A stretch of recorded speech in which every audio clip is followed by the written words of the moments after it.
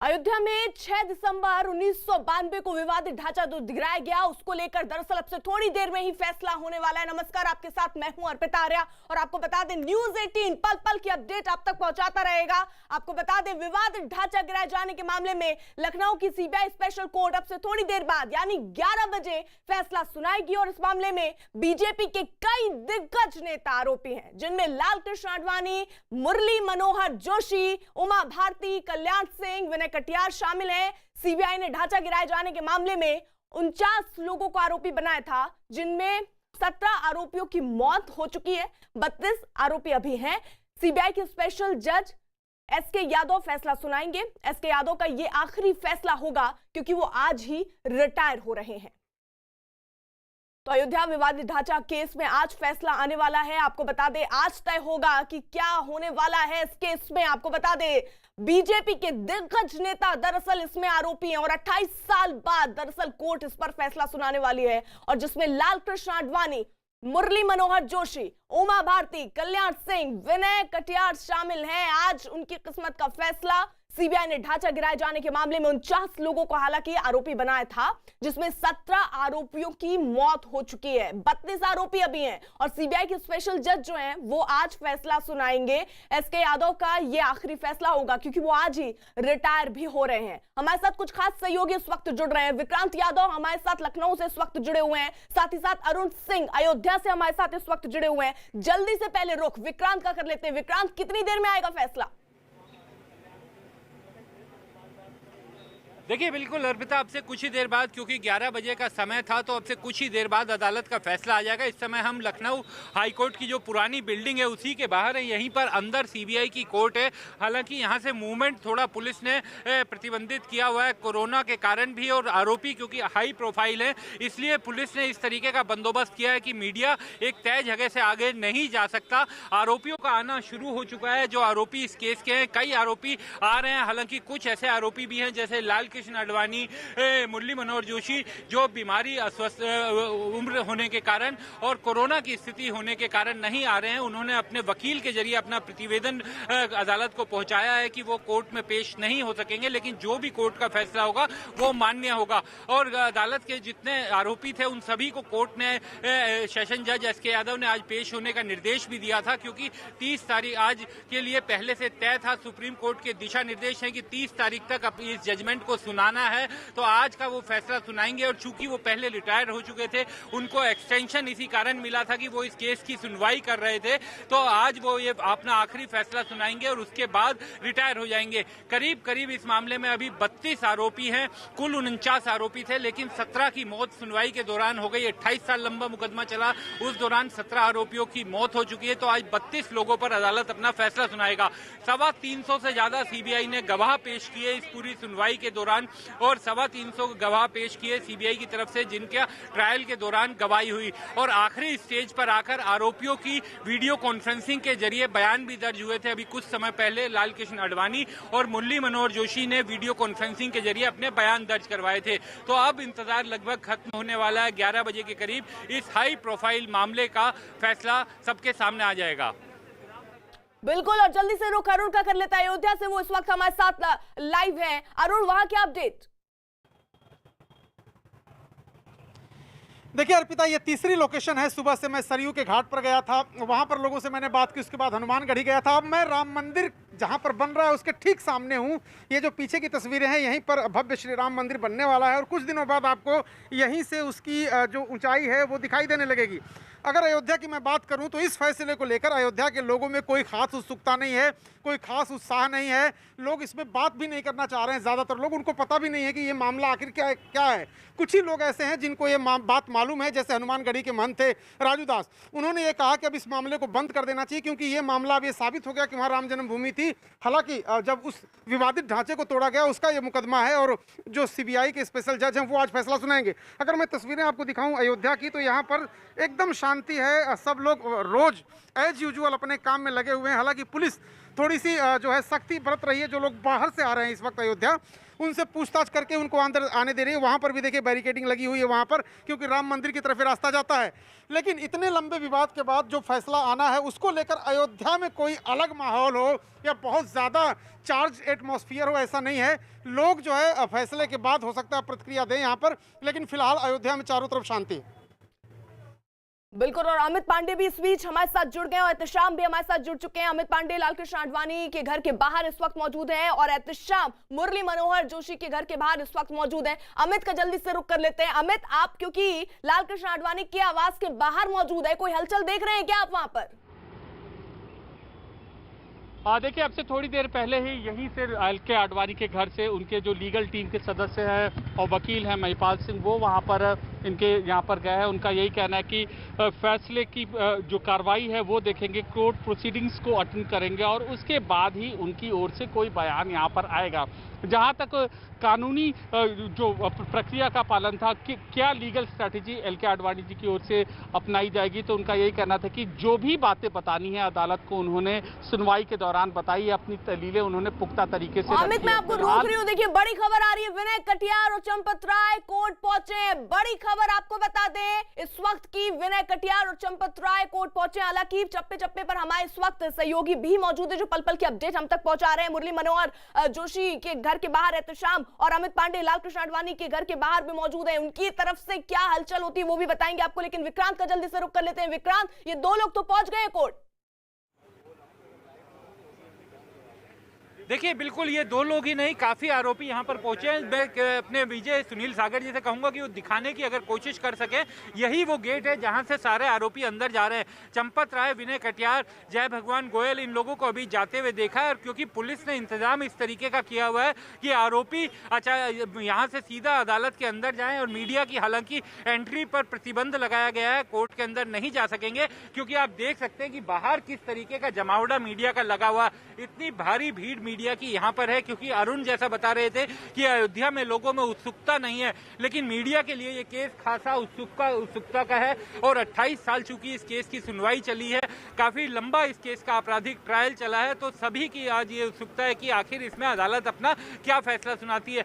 और विशेष जज एस.के. यादव के लिए भी ये काफी महत्वपूर्ण फैसला है, क्योंकि ये उनका अंतिम फैसला होगा। उसके बाद वो रिटायर हो जाएंगे और सुप्रीम कोर्ट के दिशा निर्देश के मुताबिक आज तक उन्हें ये फैसला सुनाना था। तो जो आरोपी हैं, विनय कटियार यहाँ पर आ चुके हैं, इसके अलावा जय भगवान गोयल यहाँ पर पहुंच चुके हैं और चंपत राय यहाँ पर आ चुके हैं। और भी कुछ आरोपी थे जो यहाँ से अदालत में पहुंच चुके हैं। इस समय अंदर ही वो लोग अपने वकीलों के साथ बैठे हुए।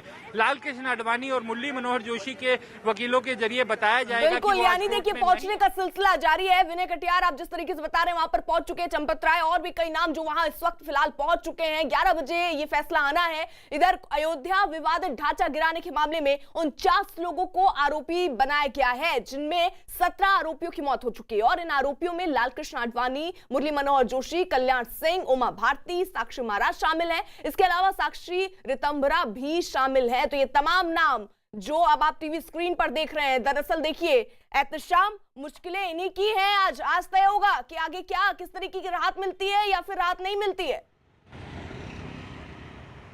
देखिए, संघ परिवार और बीजेपी से जुड़े जो बड़े नेता हैं उनमें मुरली मनोहर जोशी, लाल कृष्ण आडवाणी, उमा भारती, इन सब का नाम सबसे आगे है। और इस वक्त मैं मुरली मनोहर जोशी के घर के बाहर ही हूँ, लेकिन यहाँ पर कोई बहुत ज़्यादा हलचल नहीं दिख रही है। हमें याद करना होगा कि जब ये पूरी मुहिम चल रही थी 1990 से, जब ये पूरा मामला शुरू हुआ था, जो कैंपेन शुरू हुआ था, उसमें लाल कृष्ण आडवाणी के साथ साथ जो सबसे अहम नाम था वो मुरली मनोहर जोशी का ही है। और अब 28 साल बीत चुके हैं। जो विवादित ज़मीन था उसके मालिकाना हक का भी फैसला आ चुका है सुप्रीम कोर्ट से। तो अब जो उस ढांचे को विध्वंस करने की साजिश रचने का जो मुकदमा था, जिसको सीबीआई जिसकी जांच कर रही थी, उसको लेकर आज फैसला आना है। उसको लेकर उत्सुकता कुछ खास तबकों में ही नज़र आ रही है। आम जनजीवन में शायद इस पर लोग उतनी बात नहीं कर रहे हैं, क्योंकि जो ज़मीन का मालिकाना हक था उस पर फैसला आ चुका है। फिर भी ये बहुत अहम हो जाता है कि वो जो उस दिन हुआ था 6 दिसंबर को, उसके पीछे कौन लोग थे, उसकी साजिश क्या रची गई या नहीं, इस पर यह फैसला अब से थोड़ी देर में आएगा, जिसमें लाल कृष्ण आडवाणी नजर भी रहेगी। एहतशाम पल पल नजर उस पर बनाए हुए आप रहिए हमारे साथ। वहीं लाल कृष्ण आडवाणी के वकील विमल श्रीवास्तव का कहना है कि कोर्ट में बचाव पक्ष ने तगड़ी दलीलें दी हैं। निर्णय का जहां तक सवाल है, ये इंडिपेंडेंटली एनालाइज किया जाएगा। इस केस में 351 जो साक्षी प्रस्तुत किए हैं सीबीआई ने, उनके साक्ष्य का परिशीलन किया जाएगा। हम लोगों ने जो अपने सबमिशंस, अपने आर्गुमेंट सबमिट किए हैं माननीय न्यायालय के समक्ष, वो इन्हीं 351 साक्षीकरणों का जो साक्ष्य है उसके परिप्रेक्ष्य में किए कि किस प्रकार से साक्ष्य को अन्वेषण करके और उस पर विधिक रूप से अपनी मान्यता बनाई जाए। वहीं बचाव पक्ष के वकील प्रशांत सिंह ने दावा किया कि सभी आरोपी बरी हो जाएंगे। मुझे पूरा विश्वास है कि मुकदमा छूटेगा, क्योंकि सीबीआई पूरी तरह से असफल रही है अपने जो चार्जेस थे उसको प्रूव करने में। वास्तव में पॉलिटिकल दबाव में सीबीआई ने चार्जशीट फाइल किया था राजनीतिक लोगों के खिलाफ, और जब यहाँ 57 विटनेसेस रायबरेली में प्रोड्यूस हुए और यहाँ 294 विटनेसेस लखनऊ ट्रायल में, कुल 351 गवाहों ने कहीं ये प्रूफ नहीं कर पाए हैं कि अक्यूज पर्सन्स ने सुनियोजित ढंग से विवादित ढांचा गिराने का काम किया है। तो इसलिए मुझे पूरा विश्वास है न्यायालय पर कि मुकदमा छूटना चाहिए। अरुण, यानी देखिए 11 बजे ये फैसला आना है, और जो एक बड़ा सवाल बना हुआ था कि आखिरकार इसमें क्या फैसला आता है, वो देखिए 1 घंटे का वक्त, तकरीबन 1 घंटे से भी कम का वक्त बचा और ये क्लियर हो जाएगा। आप अयोध्या में देखिए मौजूद हैं, वहां पर लोगों का क्या कहना है आज के फैसले को लेकर? देखिए मैंने आपको बताया था कि यहाँ पर देखिए ये लोग आ रहे हैं। आप कहाँ से आ रहे हैं? दर्शन करके आ रहे हैं? अच्छा, ये देखिए ये नए लोग हैं, इनको पता भी है कि नहीं अयोध्या के मामले में बताइए जो विवादित ढांचा विध्वंस हुआ था उसमें आज फैसला आने वाला है। आडवाणी जी, जोशी जी, रितंभरा जी, उमा भारती, उन लोगों का दोष था कि नहीं? आप लोग क्या सोचते हैं इस मामले में? हम तो वहाँ पर गए थे, ऐसे देखे और तो चले आए दर्शन करके। अच्छा, आप जरा इधर आइए। ये जो विवादित ढांचा गिरा था उस पर आज फैसला आने वाला है कि आडवाणी जी की भूमिका उसमें क्या थी, जोशी जी की भूमिका क्या थी। आपको इस बारे में पता है? उसके बारे में हमें कुछ नॉलेज नहीं, कुछ नहीं मालूम है। आपको पता है जो अयोध्या में बाबरी जो विध्वंस हुआ था, विवादित ढांचा जो गिराया गया था, उस पर आज फैसला आने वाला है। आडवाणी जी, जोशी जी उसमें दोषी हैं कि नहीं? इस मामले में आप लोगों को क्या, अयोध्या के लोगों की क्या सोच है? जो लोग दोषी थे, दोष पहले का है। हाँ। अब कोई दोषी नहीं। अच्छा, अब हमारे हिसाब से सब अच्छा है। सब अच्छा है। तो आज जो फैसला आने वाला है उस पर क्या आपका कहना है, अगर ये लोग दोषी ठहराए जाएं या छूट जाएं? अब जो लोग दोष दे रहे हैं वही दोषी हैं, वो दोषी नहीं है। जो वास्तव में जो सत्यता है आज उसके निर्माण के लिए यहाँ पर बात की गई है। बाकी इस मामले में ये बात नहीं, जो पहले आक्रांता लोगों ने ऐसा कार्य किया, सब बिगाड़ के हमारा, अब हम क्या पुनः वही तो हमारी मांग है, तो इसमें जो मांग करे वही दोषी होगा। देखिए मैं बता रहा हूँ अर्पिता आपको कि जो विवादित ढांचा था उसका विध्वंस 6 दिसंबर 92 को हुआ था। सबकी उत्सुकता अयोध्या से लेकर तमाम लोगों की ये थी कि वहाँ पर मंदिर बनेगा कि नहीं। जब से ये फैसला आ गया कि वो राम जन्मभूमि की ज़मीन है, वहाँ पर भव्य और दिव्य राम मंदिर बनेगा, उसके बाद अयोध्या के लोगों की बात करिए, आसपास के लोगों की बात करिए, इस केस में उनकी कोई दिलचस्पी नहीं है। अब उनकी दिलचस्पी इस बात में है कि कितना बड़ा, कितना भव्य राम मंदिर कितना जल्दी बन के तैयार हो जाता है। मैं आपको तस्वीरें दिखा रहा हूँ, ये देखिए यहाँ से ठीक 200-300 मीटर की दूरी पर ही भव्य राम मंदिर का निर्माण हो रहा है। उसकी कार्रवाई शुरू हो गई है। वहाँ पर जो जमीन को समतल किया जा रहा है, अंदर से तमाम ऐसी चीजें निकल रही हैं जिसको लेकर के राजू दास जो है हनुमानगढ़ी के महंत वो दावा कर रहे हैं कि नीचे मंदिर ही था, क्योंकि जो खंभे निकल रहे हैं। बिल्कुल अरुण, रुकिए, मैं रोक रही हूँ आपको। हनुमानगढ़ी के महंत राजू दास, जिनका जिक्र भी आपने किया, उन्होंने कहा कि विवादित ढांचे का मामला खत्म कर देना चाहिए क्योंकि वहां मंदिर होने का फैसला आ चुका है। हमारे साथ संत राजू दास जी हैं, महंत हैं यहाँ के। राजू दास जी, आडवाणी जी, जोशी, रितंभरा, उमा भारती, इन सब पे फैसला आना है। 28 साल बाद ये फैसला आ रहा है और क्रिमिनल कॉन्स्पिरेसी का ये केस है कि क्या विवादित ढांचे को इन लोगों ने जानबूझकर ढाया था, इनकी भूमिका थी, उस पर फैसला आएगा।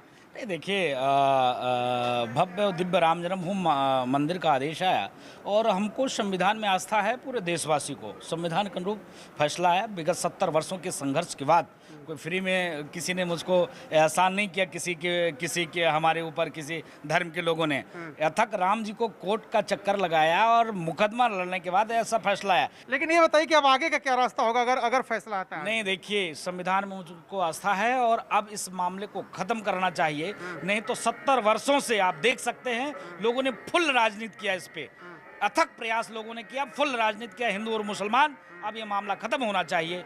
संविधान में मुझको आस्था है, मुझको विश्वास है, संविधान के अनुरूप भी फैसला आएगा। यानी विक्रांत, राजू दास तो कह रहे हैं कि विवादित ढांचे का जो मामला है वो खत्म कर देना चाहिए। देखिए बिल्कुल, क्योंकि एक तो लोगों का मामला क्योंकि काफी पुराना है, 28 साल पुराना ये मामला है और क्योंकि लंबी इसकी सुनवाई चली। एक जो बड़ा फर्क आ गया है कि सुप्रीम कोर्ट का इस बीच में फैसला आ गया कि अयोध्या का जो पूरे वहां पर जमीन को लेकर उसके मालिकाना हक को लेकर के जो फैसला था वो सुप्रीम कोर्ट ने साफ कर दिया, जिसके बाद मंदिर के निर्माण का मार्ग प्रशस्त हो गया। तो इस समय जो इस अदालत में जो अब फैसला आने वाला है, जिसके लिए आरोपी अंदर आने शुरू हो चुके हैं, काफी आरोपी अंदर पहुंच भी चुके हैं, इसको लेकर के कई लोगों का यह कहना है कि जब मंदिर के मालिकाना हक, जो अयोध्या में विवादित जमीन जिसे कहा जाता था, उसके मालिकाना हक का फैसला आ चुका है, तो अब इस आपराधिक मामले का कोई महत्व नहीं रह जाता। लेकिन कानून इस तरीके से नहीं चलता। कानून के सामने एक क्रिमिनल केस ये पहले से था, तो इस क्रिमिनल केस में अदालत को अपना फैसला सुनाना है और अदालत जो गवाह पेश किए हैं सीबीआई ने, जिस तरीके के सबूत पेश किए हैं, उसके आधार पर अपना फैसला सुनाएगा। और अदालत को यह तय करना है कि क्या इस मामले में कोई आपराधिक साजिश हुई थी, अयोध्या में विवादित ढांचा गिराए जाने के लिए कोई आपराधिक साजिश रची गई थी आरोपियों के जरिए या नहीं रची गई थी। तो इसी कारण इस पर अपना फैसला अदालत सुनाएगी और हाई प्रोफाइल इस मामले के आरोपी हैं, तो इसी कारण सभी की निगाहें अभी भी इस पर बनी हुई है, क्योंकि काफी कुछ टिका होगा। 2-3 सांसद है, जो 3 सांसद वर्तमान में बीजेपी के 3 सांसद हैं, वो ही इस केस के आरोपी हैं। तो अगर कन्विक्शन होता है तो उनकी सदस्यता पर भी सवाल उठ सकता है, इसलिए बड़ा महत्वपूर्ण केस है और इसी कारण सबकी निगाहें इस केस पर लगी हुई हैं। बिल्कुल विक्रांत रहिए आप हमारे साथ। वहीं अयोध्या विवादित ढांचे में आरोपी जय भगवान गोयल ने कहा कि कोर्ट का जो फैसला होगा वो उन्हें मंजूर होगा। जय भगवान गोयल ने कहा कि अयोध्या में मंदिर बन रहा है और अगला लक्ष्य जो है वो मथुरा और काशी होगा। अयोध्या में विवादित ढांचा गिराए जाने के 28 साल बाद आज अदालत का फैसला आ रहा है। हमारे साथ बात करने के लिए मौजूद हैं जय भगवान गोयल, जो इस केस के आरोपी भी हैं। जय भगवान जी, 28 साल बाद इस केस का फैसला आ रहा है। आज आप सबको बुलाया गया है कोर्ट में, सजा जिस समय फैसला सुनाएगा कोर्ट उस समय पेश होने को भी कहा गया है। आज कोर्ट ने हम सबको बुलवाया है। कोर्ट के आदेश पर ही हम आज यहाँ आए हैं और कोर्ट सीबीआई कोर्ट फैसला सुनाने जा रहा है। 28 साल से बराबर हम कोर्ट में आ रहे हैं। जब भी कोर्ट ने बुलाया है हम कोर्ट के सामने आके पेश हुए हैं। अब आज सीबीआई कोर्ट फैसला सुनाने जा रही है कि षड्यंत्र था। क्या षड्यंत्र था? पहली बात तो मुझे हमेशा से इस बात का मेरा विरोध रहा है कि षड्यंत्र काहे का। कोई डकैती थोड़ा मारी हमने, कोई डकैती मारी है, कोई रेप किया है, कोई चोरी की है, क्या किया है? 6 दिसंबर 1992 को वहाँ पर मौजूद हर एक कार सेवक में स्वयं हनुमान जी आ गए थे। राम जी कृपा से वहाँ पर मौजूद हर कार सेवक हनुमान जी के रूप में आ गया था और उन्होंने वो ढांचा नेस्ता नाबूद कर दिया। अब सीबीआई कोर्ट अगर के षड्यंत्र है तो षड्यंत्र काहे का? से जो आपका पक्ष रहा है कि आप वहाँ मौजूद थे, बाकी लोगों के साथ मौजूद थे और जो ढांचा गिराया गया उसमें पूरी तरीके से शामिल थे। हम लोग तय करके गए थे कि ढांचा बचना नहीं चाहिए। और इस वक्त की बड़ी खबर आपको बता दें, दरअसल लाल कृष्ण आडवाणी के घर उनकी कानूनी टीम पहुंची है और आपको बता दें उनके वकील वहां पर पहुंचे हैं और वहां अब लीगल पॉइंट पर लाल कृष्ण आडवाणी मंथन कर रहे हैं। हालांकि आज बड़ा फैसला आने वाला है। देखिए 10:30 बजे का वक्त तकरीबन होने वाला है और 11 बजे फैसला आना है। जल्दी से रोका अमित पांडे का लाल कृष्ण आडवाणी के घर के बाहर मौजूद है। अमित, फिलहाल वकील पहुंचे। देखिए उनकी कानूनी टीम के सदस्य यहाँ पर पहुंचे हैं और उनका यही कहना है कि जो भी दलील उनकी अदालत में रखनी थी पिछली सुनवाइयों के दौरान, इतनी सुनवाई के दौरान उन्होंने पुख्ता तरीके से अपनी दलीलें यहाँ पर रखी है और अब फिलहाल वो फैसले का इंतजार कर रहे हैं। फैसला आने के बाद उसका आकलन करेंगे और उसके बाद ही कोई प्रतिक्रिया देंगे। और कुल मिलाकर उनका ये कहना है कि जितने भी दिन तक की सुनवाई यहाँ पर चली थी पुख्ता तरीके से उन्होंने अपनी दलीलों को रखा है, चूंकि ये मामला बहुत ही पुराना है और सीबीआई के जो केस है उसमें कोई दम नहीं है, ऐसा इनके कानूनी टीम के सदस्यों का कहना था। तो कुल मिलाकर जैसा कि किसी भी महत्वपूर्ण जो केस के फैसले के आने से पहले लीगल टीम के सदस्य उस मौजूद रहते हैं, यहाँ पर पर भी वो तैयारी हो गई है और जहां तक लखनऊ कोर्ट की बात है वहां भी इनकी लीगल टीम के सदस्य सूचित करेंगे कि वहां पर नहीं पहुंच पाएंगे और उसके बाद जो अदालत आदेश देगी उसका संबंधित तरीके से पालन करेंगे। बिल्कुल अमित रहिए आप हमारे साथ। वहीं all India Muslim personal law board के संयोजक और वकील जफरयाब जिलानी ने आज आने वाले फैसले का इंतजार है उनको, और उन्होंने कहा कि कोर्ट का जो भी फैसला आएगा वो उसे मानेंगे। उनको कोई इस वक्त हमदर्दी नहीं मिल सकती उनकी उम्र की बुनियाद पर, तो ऐसे ही देश की जनता को न्यायालय पर भरोसा करना चाहिए और न्यायालय को ये चाहिए कि वो कानून और एविडेंस की बुनियाद पर फैसला दे ताकि उन पर जो भरोसा है वो ख़त्म ना हो। और इसी बीच बड़ी खबर आपको बता दें, अब सुरक्षा भी बढ़ा दी गई है। लखनऊ में सीबीआई कोर्ट की सुरक्षा बढ़ाई गई है क्योंकि आज देखिए बड़ा फैसला आने वाला है। 11 बजे ये फैसला आने वाला है। हालांकि देखिए जज पहुंच चुके हैं, साथ ही साथ जो लोग हैं वो पहुंच चुके हैं, जो आरोपी है वो पहुंच चुके हैं। हमारे साथ विक्रांत जुड़े हुए हैं। विक्रांत, सुरक्षा बढ़ा दी गई अब?